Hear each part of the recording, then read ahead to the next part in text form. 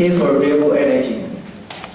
I'm an economist, a researcher, and a social advocate. So the outline of my presentation. My outline. First of all, I'd like to start with a food for thought. Then second, we'll look at the world today.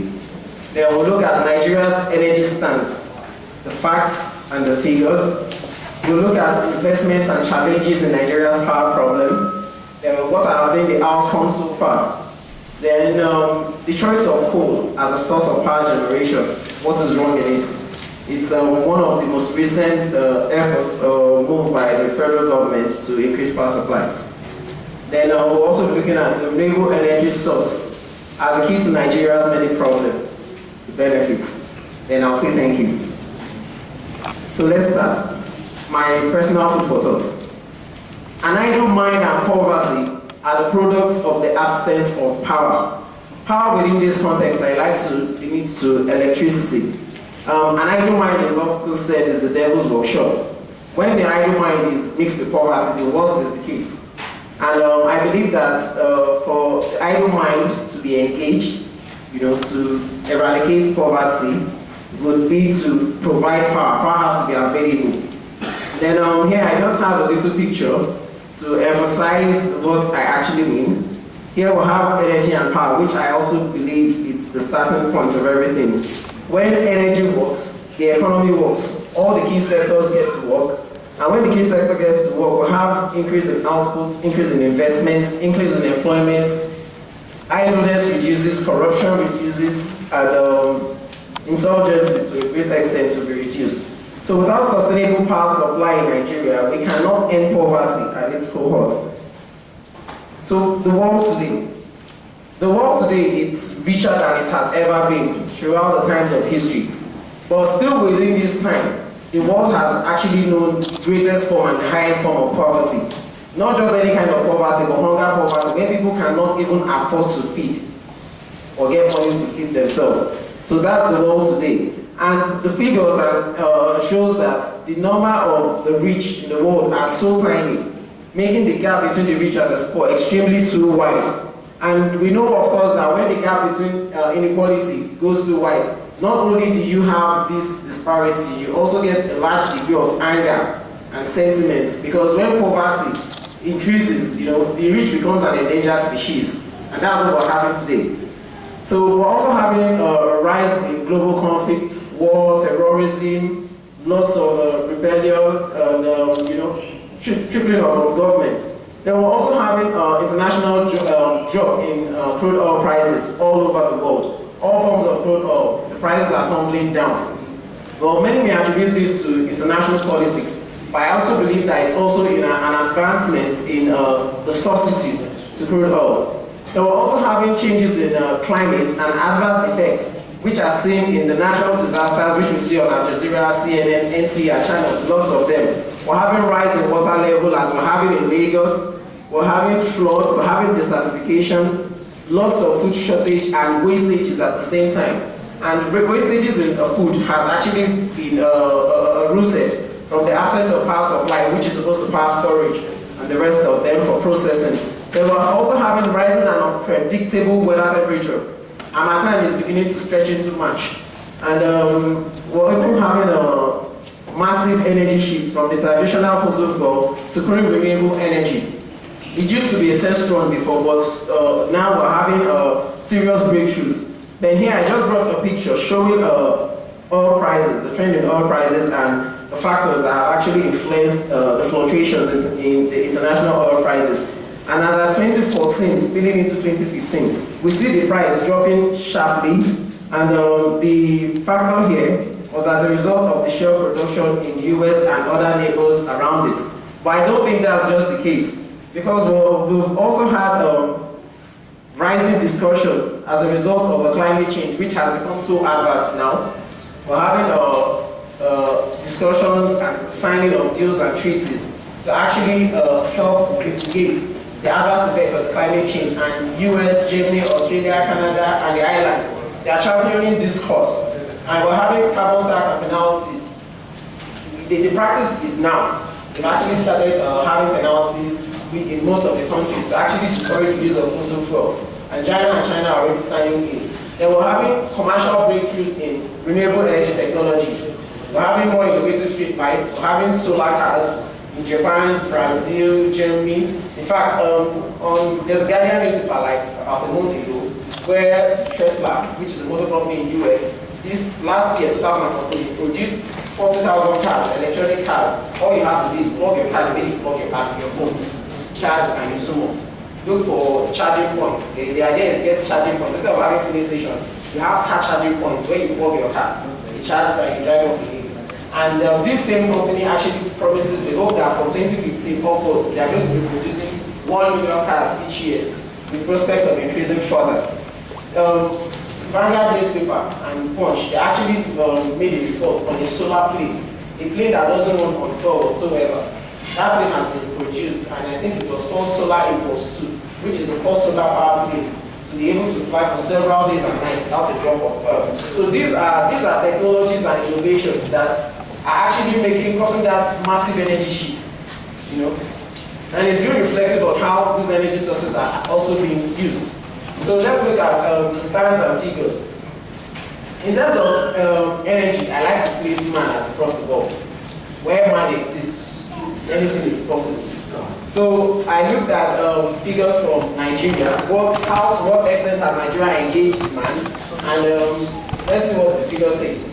As of 2011, the rate of unemployment was standing at 3.9%. In 2013, it rose down to 8%. As and when the reports showing these figures were coming out, it was projected that by 2014, the unemployment rate would have increased by 2%, with a chunk of it coming from rural areas. The implication is that if unemployment is actually increased in the rural areas, then why do people stay there? So that's why we're having cities like Lagos and Abuja increasing in population size by the day. And when there's increase in population size, the place where the land mass is actually increasing, what it simply means is that the struggle for resources becomes more adverse. Then in April 2014, the Minister of Finance, the person of Dr. Mrs. Chokonjo-Weala, said that no fewer than 5.3 million Nigerian youths are jobless. 1.8 million Nigerians graduates actually enter the market every year. If they can't have an equivalent number of job applications, it means that unemployment will still persist and it will increase. Now, these figures which he has given was actually believed to be on the conservative side, as expected. As earlier figures released by the Nigerian Bureau of Statistics says that the number of jobless Nigerians is about 20.3 million. A World Bank report in 2014, it was actually reported in this day newspaper on the 29th this January, that Nigeria and other sub-Saharan African countries are growing by 4.5%. This is lower than what is projected in the 2015 budget. So the growth rate is projections are actually declining. Their poverty remains very, very high. These are part of the figures relating to man. So man has not been doing too well. So far, Nigeria is actually having the largest number of out-of-school children in Nigeria. Nigeria is actually the second most dangerous place to give birth in the world as of today, after India. So the figures does not speak to in terms of human resources. So Nigeria's energy stance, facts and figures continue. Let's now look at power. Now, as at 19th January 2015, the same month we are in, a record from the daily record which they post on their website, the Ministry of Power, says that the peak generation is 4,030 megawatts. They are generating 3,600 megawatts, and what they sent out, that transmission, as at that date was 3,575 megawatts. Now the highest peak from that time back was standing at 4,570 megawatts. That was as at 23rd December 2012, and I put the source there and the website. So you check for yourself and don't be fooled, because it's election period. Politicians are going to come out and blow as much achievements as they want. So the federal government intends to generate 10,000 megawatts by 2016, which is next year. Currently, we're standing at 4,000, so we're hoping to generate 10,000 by 2016. I think I read some reports where they said generation has actually increased to 8,000, but I think I rather depend on the figures from the Ministry of Power, their daily reports. So far, Nigeria actually generates its power from two major sources, just the gas terminals and the hydro. 70 to 30% comes from the gas, while 20 to 30% comes from the hydro. 18% of rural Nigeria only have access to electricity, while 40 to 50% of Nigerians don't have access to electricity at all. The current installed generator capacity, 7,500. So what do we hope for? So Nigeria has a hope of being one of the top 20 economies in the world. That will be by 2020, which is 5 years from now. So in 5 years from now, Nigeria hopes to be dragging space with the likes of Canada, Germany, US, and everything. One of the biggest. Okay, no, one of the biggest. They've actually raised that top 5. Okay, top 20. Sorry, top 20. So we hope to be dragging space with those kind of countries, in the next 5 years, with the stance of today being like this. Now, the federal government has a target of 40,000 megawatts by that same 2020. So by the time in the next 5 years, not only are we going to be among the top 20 economies, we're going to be having power supply in the next 5 years, 40,000 megawatts. So next year, 2016, 10 years, so we should add like 10 in the next 5 years. So let's see. Nigeria's energy stance, now the bitter fact and truth. Currently, the grid capacity, which is the big cables we see there, has a carriage capacity of 5,500 megawatts. And if you go back, what we can carry now, the capacity is just like this cable. What this extension can carry, 5,500. And you're hoping in the next 5 years, you want to trick in the next year, you want to trick in 10. Then the next 4 years, you want to put in 20. It now becomes a question of, can this carry it? Because normally in your house, when you plug something and the current is too much for cable, what happens is the current. So the question is, are we going to rewire the whole country? Are we going to change the national grid? And it's going to be a very, very expensive project, and it's going to be very, very long term. And Nigeria needs almost 200,000 megawatts by 2030. Now this is as reported by the Nigerian Energy Commission. So the question is, how do we fix 20,000 megawatts by 2020 into 5,500 megawatts? It's a big question. Now these are the kind of questions we're supposed to show to politicians when they say they are going to give you generators super, transmitters super. These are the kind of questions we should ask them. Facts-based questions. If you're going to do this for us, how are you going to do this? How do you intend to raise the money and the rest of them? So now, where would this electricity come from? If we're going to generate 220,000 by 2030, 10,000 megawatts by 2016, 20,000 megawatts by 2020. The question is, where is it going to come from? So is the electricity going to come from aside our gas and thermal, because currently our gas thermals are facing everyday vandalization? And is it going to come from the gas thermals? Is it going to come from hydro? Are we looking at coal, firewood, generators, or are we at kerosene to continue to be used? So investments and challenges in Nigeria's power supply so far, how much have actually been going in? If we're saying we're going to increase to 10,000 megawatts by 2016, increase to 20,000 megawatts by 2020, and we're looking at 300,000 megawatts by 2030, you cannot just erase the history. You cannot just erase the past and say, okay, what has happened in the past is in the past. No. The past, looking at the past, actually reflects your attitude. What kind of attitude do you have? What do you have to change? So let's look at the past and see our attitude. How has the industry been behaving? How have it been in terms of money going in? How has money been utilized? If we don't go back and look at these attitudes and say, okay, these are the areas we have to change, then there's no way you can improve. How would you know what to correct if you don't go back and look at the mistakes you've done in the past? So here I looked at the investment challenges that have been done so far. Okay, before the investment challenges, let's just come here. We'll look at that at the next slide. So still on the investment challenges anyway, we looked at the production of crude oil so far has dropped. Aside the fact that they've not been buying our crude like before, production on its own has actually dropped. And it has dropped from 1.9 million barrels a day, from a height of 1.90. It dropped from 1.19. It dropped to 1.902. Then the last report from the NNPC actually says that 35 million barrels was unsold.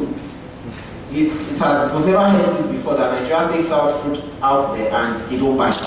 But today it's happening. They did not buy 35 million barrels of crude.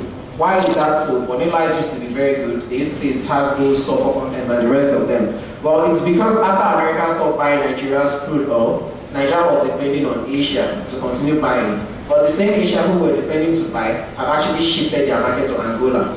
Because Angola also have better crude than Nigeria. They prefer their own crude. So we don't have that monopoly of having the best form of crude. The federal government exported 140.79 million barrels or 1.35 million barrels of crude during the third quarter. It also represented a decline also. Then as of today, Nigeria actually stands as the second nation after Russia in gas flaring. So we've been burning a lot of gas. So not only are we losing markets, we're also having so much wastages. We're the second country now in gas flaring, and for each type of one gas flaring, which we fly about 40 to 50%, 11 to 45% of our gas. Each time of flare, we actually lose $2.5 billion annually. So here, we actually look at the privatization. After they did the privatization, what has been happening so far? Power generation has actually been on the low. A lot of problem has been factored in. Pipeline liberalization, the lack of funding, insufficient metering gap, the gas pricing, which does not encourage investments, and the high tariff, which have not encouraged weak customers to actually pay. Now, when the privatization, went out there, we had lots of news. In fact, my expectation was that we'll see big giants, US, Canadian companies coming in to take over our power sectors, but I still saw the same old political names. And when we were in, which was a few days back, a woman actually said where there's corruption, privatization cannot strive, and I strongly agree with her. When the privatization was done, the major thing was we said we identified the four states of infrastructure, transformers, national grid, and the rest of them. And to that effect, it was actually agreed by the Bureau of Public Enterprise that for each of the companies that would come in and actually acquire some of these properties, they have to commit a particular sum of money into the provision of capital equipment, transformers, meters, and the rest of them. So here I just showed the proportion which each of the DISCO is expected to have invested as of 2013. So it was estimated that $4.28 billion of capital expenditure and rehabilitation expenditure would go in based on the privatization. In 2013, it was expected that of this sum, 4.2 billion, 357.7 million is expected to be invested in the sector in 2013.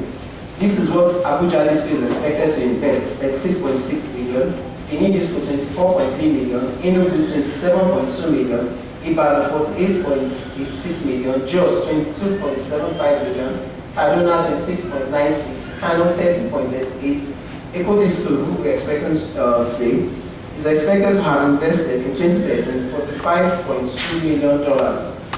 Ikeja, $58.74 million. Port Harcourt and Yola are also there. So far, they are expected to have made such investments. But what has been the state? Have there been replacements of transformers, meters? Have they been available? How about the cables? Has the position actually changed from before and after? So here we look at how much has actually gone in, from 2009 down to 2014. How much has actually gone into the Ministry of Power to actually further infrastructure and personnel. And here we have the total allocation, which is actually divided into the recurrent and capital expenditure. I also brought out the personnel and overhead cost, and which adds up to give you the recurrent expenditure. So from 2009 down to 2014, the federal government has allocated to the Ministry of Power the sum of 561.9 billion naira into that sector. The capital infrastructure, which is to take care of the provision of equipment, the maintenance and replacements, it goes up to 95.8% of that sum. That's 338.2 billion goes into the infrastructures of PHCN. While only 4.2%, that's 23 billion, goes into salaries and overhead costs. So this is just the composition of that sum. We're having the total and that. So it's one thing for the government to say this is what they allocate. It's another thing for them to give out the money, and it's another thing for the ministry to take the money and use the money. So of what has been allocated, how much has been used? So this table too actually shows us the budget utilization, how much has been used, because that's what is most important. So we have that from 2009 down to 2013. This is the average, so this is the total. So if you come here, percentage of the appropriated sum, only 50% of the total sum has been utilized, which means that if you divide this sum by 2, what you simply have is about 250 billion has been used on the total sum. So the utilization has been on the low side. They've not been using it. According to an investigation that was done by Street Crude in 2013, the power holding company so far, aside the money that the government has been allocating to it and what it has used, from their business of providing power supply, they've been able to generate from the households 1 trillion naira every year. That's what they get from households. Then from the small and medium scale enterprises, the power holding company has been able to generate 2 trillion. From the 22 federal airports, they've been able to generate 2.9 billion. From the large scale enterprises, they're able to generate 3.4 billion. So far, by the time they had these their figures, they made a quick summary and said that the power holding the federal government through the power holding company is actually extracting from the Nigerian public 3.4 trillion naira annually, which is equivalent to 19.6 billion every year through outrageous electricity billing, which is not commensurate with the power supply they've been given. So they've been making lots of money. They've been making lots and lots of money.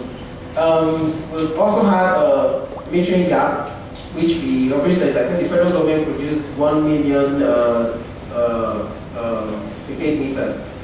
Then the 3.4 trillion, which the PACN has actually gotten annually from the public, is even far higher than the capital budget of Nigeria in 2013, 2014. The 2015 budget is about 4.3 trillion, and this is, if they make it every year from household, SMEs, airports, 3.4 million, 4.4 trillion is about 1 trillion. That's the difference. So this sum which PACN is taking annually is close to actually financing the total budget of Nigeria. And so despite this huge sum which PACN made, every year they come out with the same story that they don't have enough funding. So what have been the outcomes so far? The outcome so far of all of this simply means that you rely on more generator, you rely on more kerosene, you rely on more firewood, you spend more transport. And in the 2015 budget, not only we, but also the federal government, the Ministry of Power and Petroleum, that's the same NEPA you take money to, they use generators. And the Ministry of Power and Petroleum actually have a budget of 214 million just to fuel their own generator and maintain it. The presidency and the office of the secretary to the government and their parastatals will be also doing the same with the sum of 815 million. That's for 2015. Then, according to NEC, Nigerians, all of us, we spend 796.4 billion to fuel generator every year. Now, according to the Center for Management Development, an estimate of 60 million Nigerians, when they count me and you, will actually invest 1.6 trillion to purchase and maintain standby generator every month, every year, annually. Now, not only do these generators actually cost a fortune, it's very, very expensive to fuel them, to maintain them. The frequency is even high. Then the cost of generator actually emits lots of CO2 into the environment, which not only endangers the environment but human health. They contain very better toxic gases and air that actually endangers human health. And according to the World Health Organization, they said that when you smoke kerosene fumes, use kerosene is equivalent to smoking 2 packs of cigarettes every day. When we went to one woman, even before we did the presentation, she said the women are the ones that suffer most. I thought she wanted to start talking about the election and movement. She said women are the ones that suffer most, and I think I agree with her because they are the ones that will be cooking. So when there's no light, there's no clean energy. It depends on kerosene. And when you use these indoor fumes, they become smokers directly. So all of these women are in sub-Saharan African countries. They are not smokers, but they are cooking mothers. So it explains a lot why we have now income to income comparison is still approximately 1.5 million people per year. This was actually said by the clean energy So coal, it's important as scientists, they give guidelines. So my question is,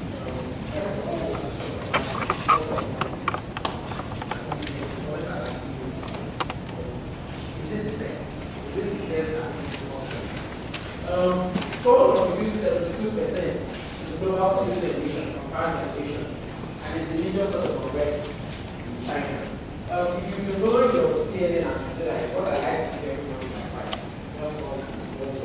There was a time that they actually showing something in China where they stand at 3, 4 a.m.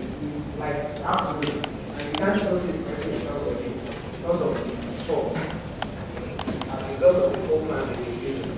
So I have this little tendency that in the choice of power, in the quest to research sustainable power supply, which Nigeria is actually doing, and in the quest to search for sustainable power supply, the choice of energy source must not erode protection of the environment and human health. And while I was looking at doing research, I came across this book, 4,000 of human health on the internet and speak, and I decided to read through again more on which I want to share. Currently, Nigeria's core reserve is 360 metric tons, and it is predicted that by the time the use of the gas, it will generate up to 30% of the national electricity need for Nigeria, which will last to 30%. And I have this picture showing coal pile and the coal power plants emitting as much as we can. As of August 2014, Dangote Cement announced plans to invest in 250 million, which is approximately 40 million in coal-fired plants. They told the project from South Africa to power its plants for business. And it's hoping that by the time it uses this coal, to generate 30 megawatts of electricity. And it has placed an order from South Africa, 30,000 tons of coal. And I was wondering, Nigeria has so much coal, why it comes from South Africa? So that's what I should from the day. According to the World Energy Source Survey 2013, the current share of global coal, in global power generation is around 40%. But it's expected to decrease now, China is not using as much coal as the rest of the world, and in very fair, which is not the associated cost as emanates from using coal. So, my own definition of cost as an economist. Cost, many have actually created the estimation of cost of the purchase of achievements, how much does it take to how much does it take to sell it, how much does it take to operate it. But cost goes beyond naira model. It goes beyond that, because so many different sectors. In the estimation of cost, you have to consider social cost of it. You have to consider the opportunity cost of it. You have to also consider the health cost of it, which is part of environmental also. So the health impact of coal is very, very adverse, and it should be factored in by the Ministry of Power, and the Ministry of Health, and the Ministry of Environment, all of them to come in when making decisions on coal. So today, coal is resist and outdated energy source in the world. Technology of clean coal and carbon trapping and carbon storage, which many have tried. They can then try to get clean coal, then anything like clean coal, and the extra of when it comes to coal. So far, there will not be anything which was successful so far. Not the carbon trapping technology, so far. Now, how is this efficient of fossil fuel when compared to the amount of energy given as of the still efficient?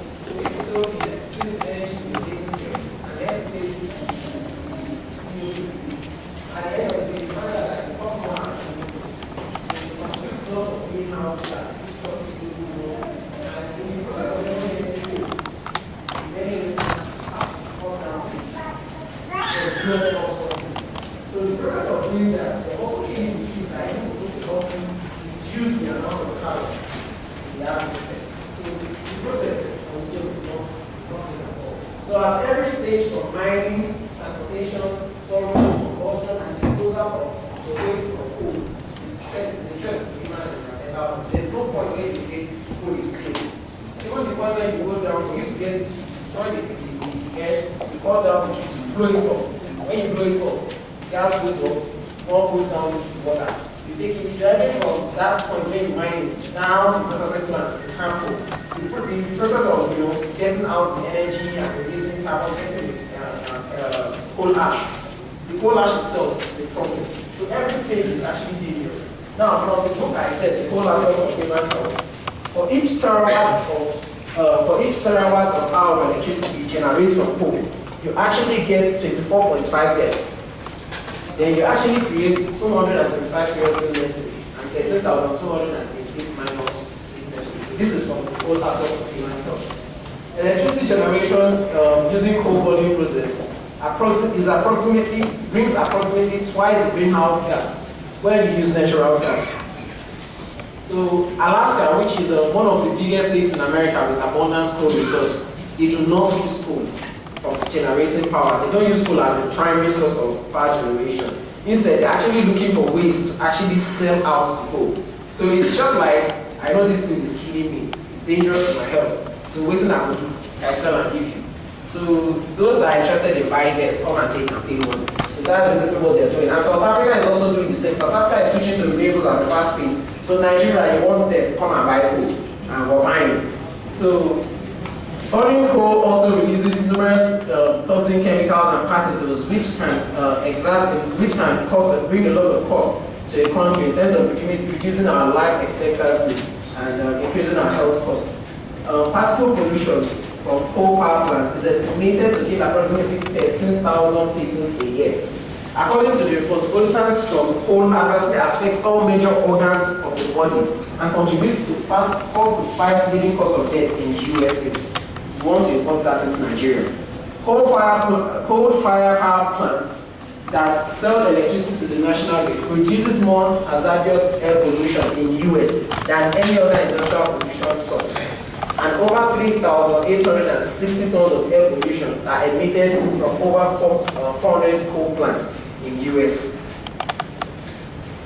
Now, according to the records of the Union of Concerned Scientists in USA, in an average year, a coal plant that actually generates 5,000 megawatts of electricity has the following air pollutants. The reason why we're giving out this information is so that we would know the kind of sickness we'll be bringing in when we have coal-fired plants. So at least if you know the kind of sickness, you know the kind of hospitals you should have, you know the kind of equipment you should have, you should know the number of coffins you should also have. So 3.7 million tons of carbon dioxide CO2 for each typical power plant that generates 5,000 megawatts of electricity has these toxins. Let's start with the 3.5 million tons of carbon. Now, each carbon is actually very, very dangerous, and it's the major cause of global warming and climate change, the effects of which we've already spoken. It also contains 10,000 tons of sulfur dioxide, which causes acid rains, and these particular toxins actually causes lung diseases, heart diseases, and other illness. The same also contains 10,200 tons of nitrogen oxide, which is equivalent to 1 million latest model cars that don't use so much of fuel.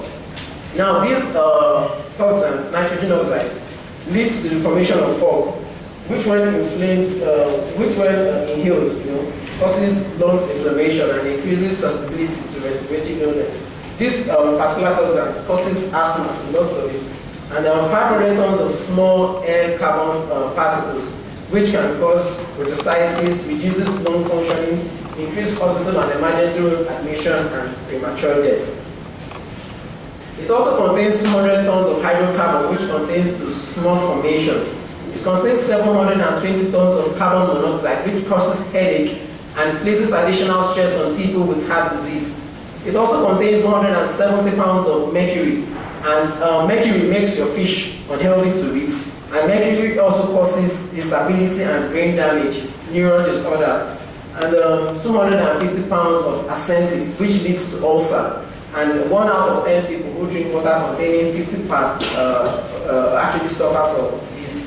Then it also contains 114 pounds of lead, 4 pounds of cadmium, and other toxic metals.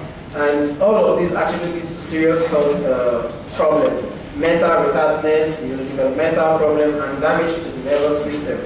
Coal ash, a hazardous waste that comes after they finish burning the coal and generating the power, also contains chromium, which can cause stomach ulcer, anemia, stomach and lung cancer.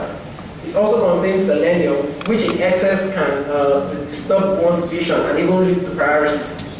It also contains boron, which can cause nose, eyes, throat irritation, and a large amount of this can actually lead to infertility. It can damage the intestine, liver, kidney, and brain, all of which will eventually lead to death. So, renewable energy as an option. So, having seen what the air, people in Enugu, people from Enugu State, Kogi State, Gombe, they should take this very, very serious. Because this is what the government wants to bring to your people. This is what the government wants to bring to your land. This is what your at least by the time you finish all the hospitals in Lagos, when you're old and your body can no longer fight illnesses as it used to, you go to the village and breathe in fresh air. But this is what you'll be facing there. So we have to know these issues and sell it out there to our representatives and the rest of them. So if we're saying coal is not good, I think people say, well, it's what we have, let's use it. China is using it, other countries are using it, why don't we use it? Well, let's first go further. Nigeria should consider engaging in renewable energy source. Nigeria in this context is not just limited to the federal government, because anytime we say government, the first thing that hits our head is federal government. But government goes beyond that. It involves local governments, the communities, the state governments, and the rest of them. So we must start to open our minds, get a little bit innovative, choose to know the issues, choose to be conscious about these issues, emulate and import experiences of clean renewable investments in other countries. Now, China, in an effort to actually reduce the carbon, their use of coal or their dependency on coal, have actually shifted. They've been shifting to wind energy. And so far today in the world, they're actually the largest in terms of use of wind. So from the global wind statistics in 2013, China has a total capacity as at the end of 2013 of 91,400 megawatts. US, using wind, has 61 million. Germany, 34. Spain, 22.9. India, 20. UK, 10. Italy, 8. France, 8. Canada, 7. Denmark, 4. These are all in thousands. In solar, Germany stands as the highest. They actually generate as high as 35.5 gigawatts. And China, 13. Italy, 17. Japan, 13. US, 11. Spain, 5. France, 4. UK, 3. Australia, 3. India, 2. These are also in thousands. So you realize that even what these people produce a year is what Nigeria is hoping to get in the next 20, when you want to become the top 20 economies in the world. And what a quick observation, you'll notice that the same countries that actually use wind are also employing solar. Many of them still look at biomass. Many of them still look at other forms that their technology can actually handle and maintain. So they don't actually depend on a single energy source. So Nigeria has more sun than most of these countries.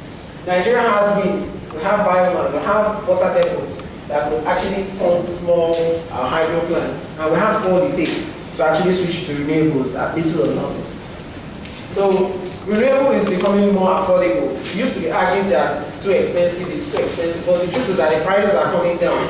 The number of those in the business are increasing every day, not just the retail, but in terms of production. So many countries are producing these products, and they are doing well with it. We have countries from Canada to Mexico to Renewable. They are all producing this, so the prices are dropping.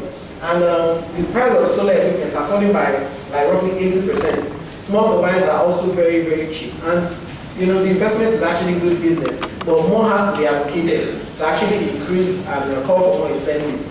The morning I was actually preparing this, that morning I tuned on to channel and I watched the program. It was just by coincidence where I was able to catch when the video were on this World Economic Forum.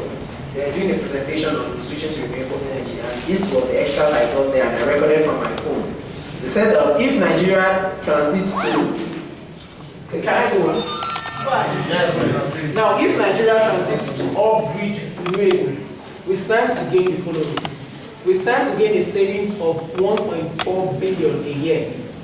We tend to get rid of, by the time we switch over, we'll be getting rid of 2.3 billion liters of kerosene. We'll be getting rid of 1.3 billion candles. We'll be getting rid of 314 million batteries. Now, not just are we getting rid of batteries, but not only are we going to be getting rid of the batteries, but we'll also be saving ourselves the dangers and the risks that are associated with the leakages and the toxins that are contained in the battery. Then, by the time you invest in renewables, you get a payback period of just 14 months. By 14 months, you've gotten your money and then you break even. And by then, the switch over, you'll be saving ourselves 17 million barrels of crude oil. So instead of depending on crude oil, you would have saved yourself the stress of worrying to the tune of 17 million barrels of crude oil. Then you will have saved yourself 6.4 million tons of carbon, which would have emitted down to the environment. We will have saved ourselves that also, which is equivalent to taking off 1.6 million horses off the road. And we'll have an annual savings of household $66 a year. So by the time you switch to renewables, households would have been able to save $66 every year. So renewable energy creates more job than even the fossil fuel. Like Germany, the number of employments actually increased. Now in Germany, over 400,000 jobs were actually created using renewable energy. This was against the 200,000 jobs that was created. So Nigeria can do lots more with this, because even with renewable energy, we would have been killing, 3 birds with one stone. Unemployment is a major issue in Nigeria. Unsustainable power supply is a major issue in Nigeria. Climate change is a major issue in Nigeria. We are the second in terms of gas flaring. Lagos State, one day you will come to Lagos State and you find yourself in, let me not say people, I don't say I'm not so important. But the water levels are rising. If you're very, very observant, you'll notice that by the time you're driving in from the Regime Christian camp, that long you get to climb. If you've been very, very observant, you'll notice that that water, it seems, is going up every day and the quantity is increasing. Island, the land is reducing by the day. So these things are issues. Climate change is an issue the whole world should be concerned. If you're talking about sustainable agriculture and everything, you have to be interested in climate change. If you're talking about reducing the life, if you're talking about increasing the life expectancy for your country, looking at the health issue, you have to be concerned with climate change. If you're talking about unemployment rates, creating jobs for Nigerians at all fields, you have to be looking at renewable energy. So if we switch to renewable energy, if we're serious about it, if we have political parties saying, look, one of their ways of doing this, creating jobs, getting sustainable power supply, is switching to renewable energy, putting the right incentives out for the investors, the marketers, setting the standard organization of Nigeria to make sure that they don't just get substandard. Because I think the first thing why Nigerians didn't really embrace renewable was because politicians were reporting solar lights that were not working, and the quick impression was it don't just work. So if they can put all these things in place, I believe that we will have succeeded in reducing the level of unemployment, improving our agricultural sector, and also contributing to healing the world of these deaths from CO2. So here I just have a picture representation, which I know most of you have on the flyers. 1.5 million workers in renewable energy, which is the number of jobs renewable energy has been able to create. Then here we also have renewable energy on the rise. 22% of global electricity as at 2013 were generated from renewable energy. Coal was at 40 and it's most likely to reduce. Why is that so? Because there are lots of prospects. As at 2013, it was 22%. As at 2030, we hope that that figure will have increased to 40%, 45%. And by 2050, we believe that the whole world will have gone green. And for us to actually keep the world safe, we have to switch to renewable energy to reduce the global warming. And the last picture here is just showing us the price slash of solar. From 2009 down to 2013, the price has dropped by 80%. So this is just okay. So I just have little snapshots. No nation or political party since we're in 2015 serious about bettering the lives of our population depend on just thermal and hydropower alone, as in the case of Nigeria. To achieve sustainable power supply, a decentralized or better still diversified power source is very, very key. Renewable energy and energy efficiency has been recognized as the twin pillar of energy security. Now, Nigeria's quest for self-sufficiency in food production may be marred by the negative effects of climate change on agriculture. We must act against this adverse effect and not add to it. So, thank you.